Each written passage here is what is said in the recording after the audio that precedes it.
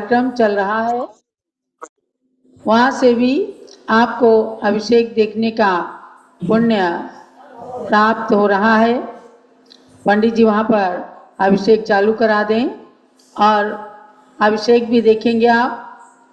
एवं पद्मनंदी पंचविंशति का ग्रंथ का जो स्वाध्याय चल रहा है उस स्वाध्याय को श्रवण कीजिएगा।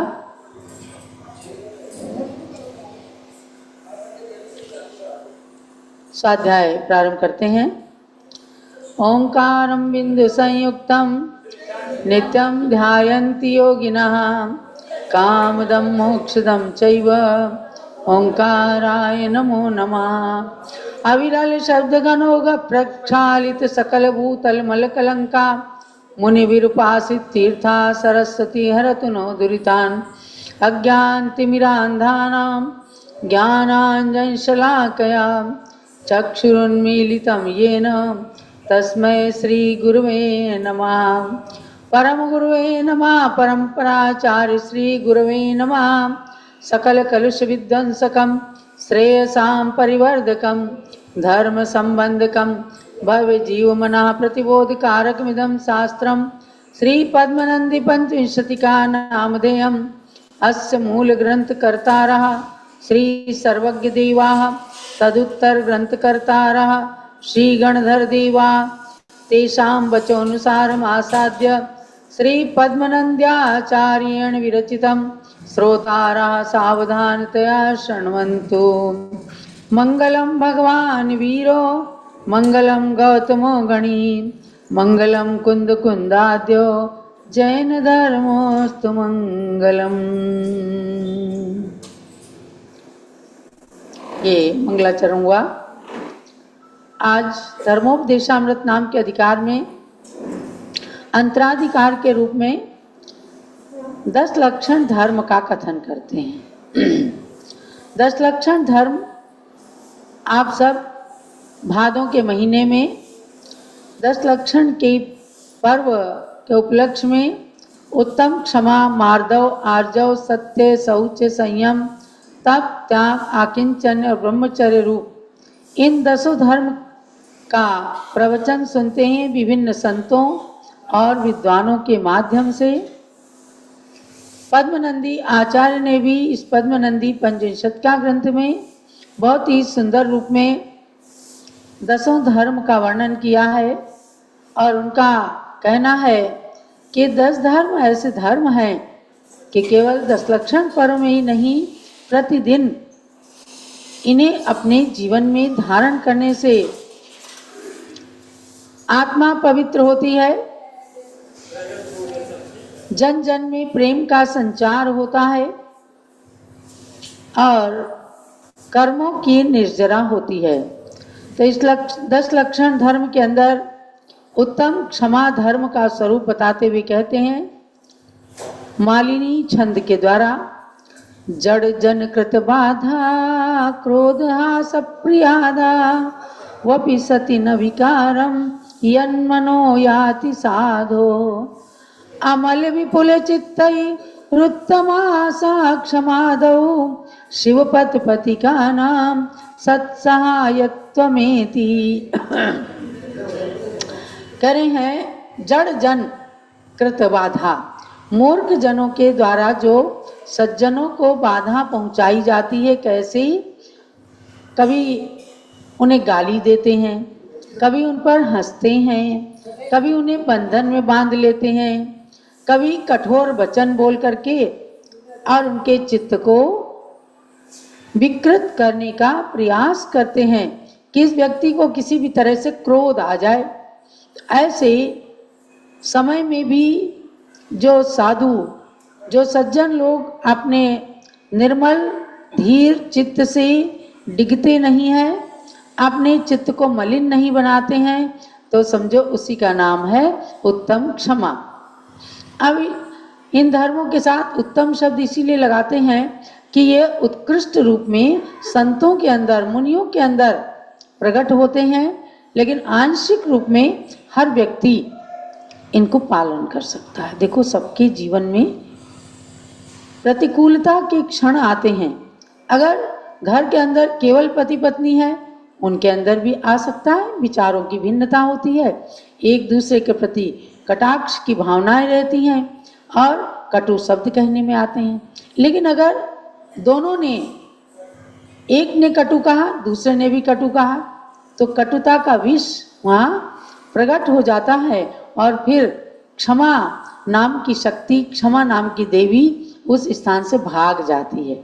माने जब कभी 2 जने 4 जने हैं, एक व्यक्ति कोई कटु शब्द बोल रहा है तो दूसरा अगर शांति रखता है तो इतनी लड़ाई नहीं हो पाती। तो संतों के लिए कहा कि आपके ऊपर कोई प्रहार करे, कोई शब्दों के बाण चलाए, कठोर वचन बोले, हंस दे, तो भी यदि आपका चित्त विकृत नहीं होता तो समझो आपके अंदर उत्तम क्षमा प्रकट हो गई।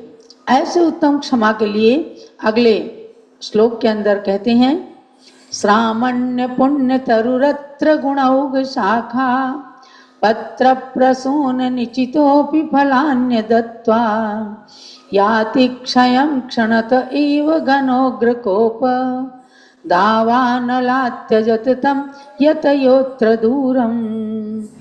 आचार्य देव क्या कहते हैं कि जो गुण रूपी शाखा, पत्र, फूल उनसे सहित ऐसा यति रूपी जो वृक्ष है, इसमें भयंकर क्रोध रूपी दावानल अग्नि प्रवेश कर जावे तो ये किसी प्रकार का फल न देकर बात की बात में नष्ट हो जाता है। इसलिए यतीश्वरों को चाहिए कि क्रोध आदि को वे दूर से ही छोड़ दें। कितना अच्छा उदाहरण दिया कि खूब हरा भरा वृक्ष है, लेकिन अगर वहाँ दावानल अग्नि लग जाए तो वो पेड़ भी जल करके भस्म हो जाएगा, तो उसमें से जो फल फूल मिलना चाहिए था वो नहीं मिलते। इसी प्रकार से यतियों के गुणों को फला फूला वृक्ष की उपमा दी है, क्योंकि उनके गुणों से ही तो संसार जो है शिक्षा लेता है। यति ही यतियों के लिए कहा गया, संत न हो संसार में तो जल जावे संसार। क्योंकि जब जब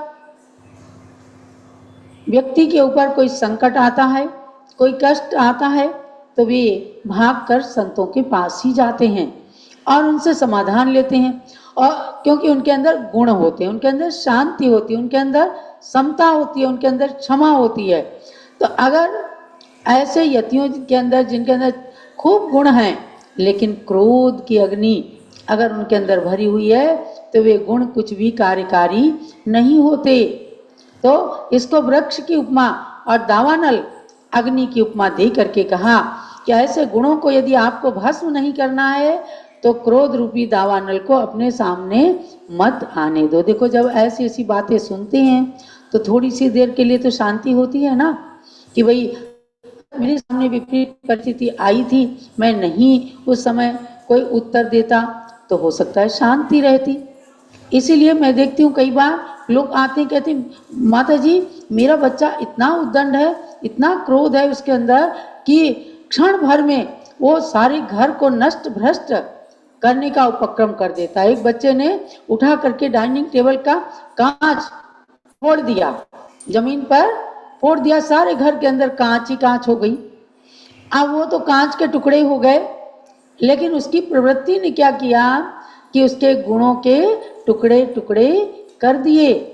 तो ऐसे क्रोध से दूर रहने की शिक्षा संत देंगे। संत कोई भी कभी नहीं कहेगा, कोई विद्यालय, कोई स्कूल, कोई कॉलेज, कोई यूनिवर्सिटी कभी अवगुणों को अपने अंदर लाने की शिक्षा नहीं देता, क्योंकि जीव तो अवगुणों का भंडार है।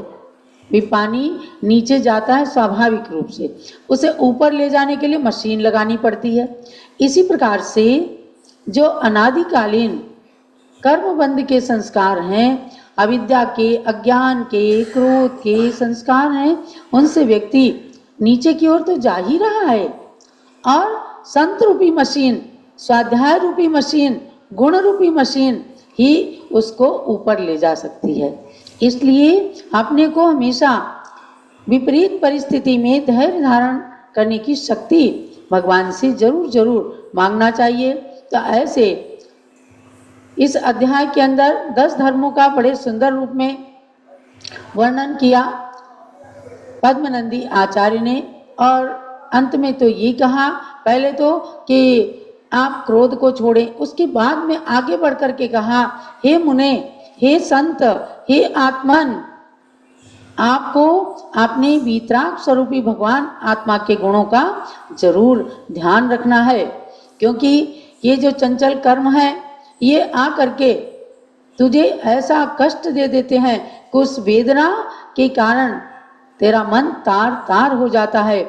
इसलिए अपने पूजनी वीतराग पने को तुझे नहीं छोड़ना है। माने जब थोड़ा परिपक्व हो जाते हैं, अच्छे क्षमाधारी ज्ञान वाले संत हो जाते, इसमें छोटे बड़े का कुछ नहीं होता। छोटा भी है, उसके अंदर गुण है, तो वो अपनी आत्मा को महान बना लेता है। बड़ा भी है लेकिन उसके अंदर गुण नहीं है, क्रोध है, तो अपनी आत्मा को वो नीच गोत्र में ले जाता है। व्याकरण के अंदर एक सुक्ति आई, न त्वाम अहम तृणम मन्ये, कि मैं आपको तिनके बराबर भी नहीं मानता। तो वहाँ तो व्याकरण का नियम बताया, लेकिन इस चीज का प्रयोग किया कि आप अगर अपने सामने किसी को तृण भर भी नहीं मानते तो आप उसकी दृष्टि में बड़े गुणों के भंडार कैसे हो सकते हैं, पर्वत के समान महान कैसे हो सकते हैं। गुणों में पर्वत के समान अगर बनना है तो अपनी लघुता सदा बरकरार रखनी चाहिए। ऐसे आगे मार्दव धर्म का वर्णन किया, मतलब मृदुता, कोमलता। उनको कहा कि कास्था सद्मनि सुंदरे पिपरितो, श्लोक नंबर 88, पेज नंबर 33 पर मार्दव धर्म के लिए कहते हैं, कास्था सद्मनि सुंदरे पिपरितो दंदय्यमानेऽग्निभिः कायादौ तुर्जरादिभिः प्रतिदिनं गच्छत्यवस्थान्तरम् इत्यालोचयतो हृदि प्रशमिनः भास्वद्विवेकोज्ज्वली गर्वस्यावसरः कुतोऽत्र घटते भावेषु सर्वेष्वपि। जो अत्यंत मनोहर भी है लेकिन जिसके ओर चारों तरफ अग्नि जल रही है, बहुत सुंदर घर है, खूब अच्छी कोठी बना ली, लेकिन अगर चारों तरफ से आग लग जाए तो एकदम असुरक्षित हो जाता है वो घर, कि अब तो वो आग बढ़ करके मेरी ओर भी आ रही है और दमकल मंगाने की छुट्टी नहीं है, समय नहीं है, तो आपका घर बिल्कुल असुरक्षित हो गया। ऐसे घर के बचने से का जिस प्रकार अंश मात्र भी अवसर नहीं रह जाता, उसकी आशा भी नहीं रह जाती, उसी प्रकार से कहते हैं कि जो शरीर वृद्धावस्था से सहित है, प्रतिदिन एक अवस्था को छोड़कर दूसरी अवस्था को धारण करता है, वह शरीर सदा काल रहेगा, ये कैसे विश्वास कर सकते हैं। देखो क्षण प्रतिक्षण लोग कहते हैं हम इतने साल के हो गए, माने बड़े हो गए। बड़े हो गए क्या? उतने वर्ष उतने क्षण आपके जीवन से, हमारे जीवन से निकल गए। ये ज्ञानी जन बताते हैं कि सनत चक्रवर्ती का रूप जब देवताओं ने देखा, उनके रूप की प्रशंसा सुन रखी थी और छिप करके उनके रूप को स्नान गृह में देखा, तब उन्हें ज़्यादा सुंदर लगे। उसके बाद जब वो चक्रवर्ती सिंहासन पर बैठ गए, सज सज करके अलंकारों को धारण करके, तब देवता आए, बोले राजन अभी आधा घंटे पहले जो आपका रूप था वो नहीं है। बोले कैसे? अब तो मैं स्नान करके आया हूँ, उपटन लगा के आया हूँ, श्रृंगार करके आया हूँ। बोले नहीं राजन, आपका थोड़ी सी देर पहले रूप ओरिजिनल था। कैसे था? तो बोले एक गिलास पानी में से एक सुई की नोक से पानी निकाला। राजन इसमें से पानी कुछ कम हुआ क्या? बोले कुछ भी नहीं हुआ। जैसे बूंद बूंद पानी निकल गया, कम लगता नहीं है। इसी प्रकार से हमारे आपके शरीर में क्षण क्षण करके शारीरिक अवस्था नष्ट हो रही है, आयु नष्ट हो रही है। हे चक्रवर्तीन, आपके रूप सौंदर्य की चर्चा सुनी थी तो हम आए हैं आपके रूप को देखने के लिए, और उन्होंने उस रूप को देखते देखते उस चक्रवर्ती को शिक्षा भी दे दी कि रूप यौवन जो है क्षण क्षण नष्ट हो रहा है। तो ऐसे उदाहरणों को देकर आचार्य देव हमें प्रेरित करते हैं कि हे आत्मन, तू किस पर अभिमान कर रहा है? रूप पर, यौवन पर, धन पर, बल पर, ज्ञान पर, किस पर नहीं अभिमान करना है, क्योंकि आयु रूपी अग्नि निरंतर तेरी चारों ओर जल रही है। पता नहीं कब काल की तलवार आ जाए और नष्ट कर दे जीवन को। इसलिए समस्त जो निर्मल हृदय वाले होते हैं, जो वास्तव में मार्दव गुण के धारक होते हैं, हर वक्त अपनी आत्मा में लघुता लेकर के और शास्त्रों का स्वाध्याय करते हैं, ऐसे लोगों को अभिमान करने के लिए समय ही नहीं मिलता। अभिमान करें कब? जब समय मिलेगा तो किसी से लड़ाई करेंगे, अपने ऊपर अभिमान करेंगे। तो ऐसे जो अपनी बुद्धि को हर क्षण स्वाध्याय में, सत्संग में लगा करके रखते हैं, उनको अभिमान करने के लिए अवसर ही नहीं मिल सकता।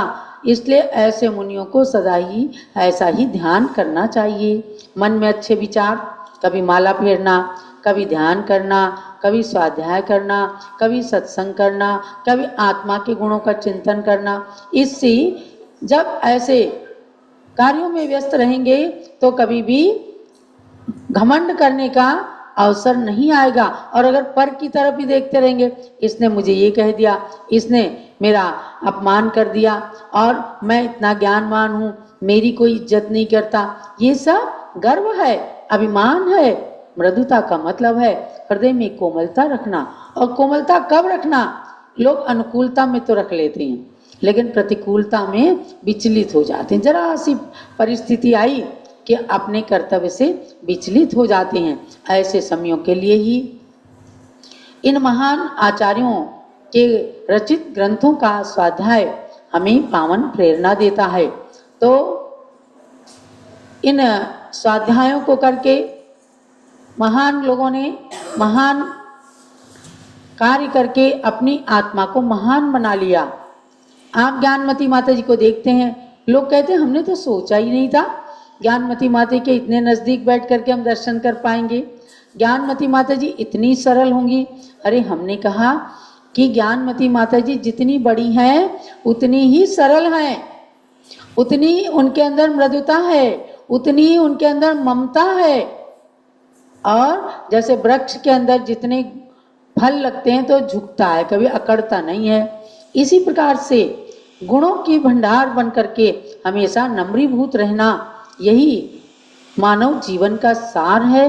और स्वाध्याय जब जब करें तो उसकी एक पंक्ति, मैं कहती हूँ अगर 10 पन्ने भी आपने पढ़ लिए, एक पन्ना भी पढ़ लिया और उसका एक वाक्य अपने मन के अंदर रख लिया, मार्दव धर्म को पढ़ा, आज हम किसी हालत में मान नहीं करेंगे, घमंड नहीं करेंगे, ऐसी बात नहीं करेंगे कि जिसके द्वारा दूसरे का दिल दुखाया जाए।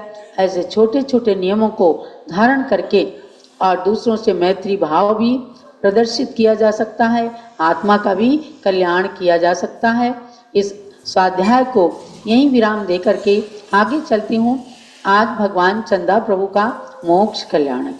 अरे जो जीते जागते इन 10 धर्मों के स्वरूप हैं, जिन्होंने इन 10 धर्मों को ही क्या सारे गुणों को अपने अंदर प्रकट किया, घातिया अघातिया सब कर्मों को नष्ट करके मोक्ष धाम में पहुंच गए। ऐसे भगवंतों के जब कल्याणक दिवस आते हैं तो नित्य ही अपनी आत्मा के बारे में चिंतन अवश्य करना चाहिए। तब चंदा प्रभु भगवान